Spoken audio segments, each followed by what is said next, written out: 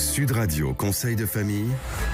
C'est l'heure de retrouver Conseil de famille. Bonsoir Stéphane Moller. Bonsoir Philippe David. Stéphane, vous êtes associé au sein du cabinet VIA. On se retrouve chaque soir pour parler finances, immobilier, droit de la famille, gestion de patrimoine. Aujourd'hui, nous allons répondre aux questions croisées de plusieurs auditeurs qui nous demandent de leur rappeler ce qu'est une réduction d'impôt et comment ça marche. Alors on a évoqué hier la déduction d'impôt, mais avant de parler de réduction d'impôt, revenons sur les grands principes de l'impôt en France. Comme on l'a expliqué hier, les redevables de l'impôt sur le revenu sont des personnes ayant leur foyer fiscal en France ou ceux domiciliés fiscalement à l'étranger, mais touchant des revenus de source française. Il porte sur l'ensemble des revenus des personnes physiques composant le foyer. Il rassemble plusieurs catégories de revenus, revenus salariaux, revenus auto-entrepreneurs, revenus financiers, revenus immobiliers. Oui, et il existe des charges qui, associées à ces revenus, peuvent minorer la fiscalité des contribuables. Ça, c'est le résumé de l'épisode d'hier. Oui, il y a donc des manières de réduire cet impôt.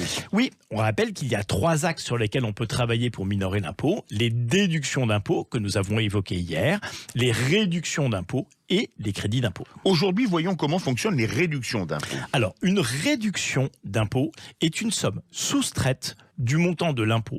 Par exemple, la réduction d'impôt, pour des dons à des organismes d'intérêt généraux.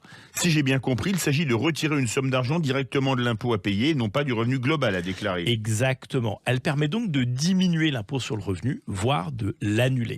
Cependant, il n'y a pas de compensation si le montant de la réduction est supérieur à celui de l'impôt.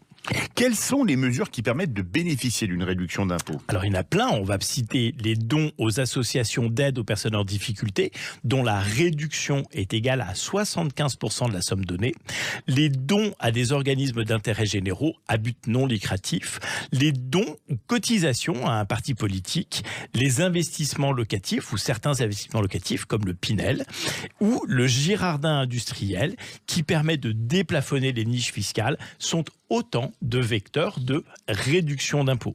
Les investissements immobiliers locatifs, dont l'immobilier neuf ou ancien, permettent aussi une réduction d'impôt, souvent sous condition de zone, de plafond de loyer, etc., etc. Comme c'est le cas du dispositif Pinel permettant une réduction d'impôt ou du dispositif Censi-Bouvard. Absolument. Le dispositif Pinel, par exemple, permet une réduction d'impôt sur les revenus des particuliers qui acquièrent et mettent en location un logement neuf.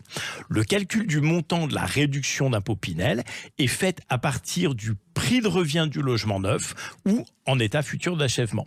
En 2023, par exemple, pour tout achat d'un logement neuf ou réhabilité, les futurs propriétaires qui souhaitent investir dans un logement Pinel auront accès à une réduction d'impôt de 10,5% du montant du prix d'acquisition pour un engagement de détention de 6 ans, 15% pour 9 ans et 17,5% pour un engagement de détention du bien de 12 ans.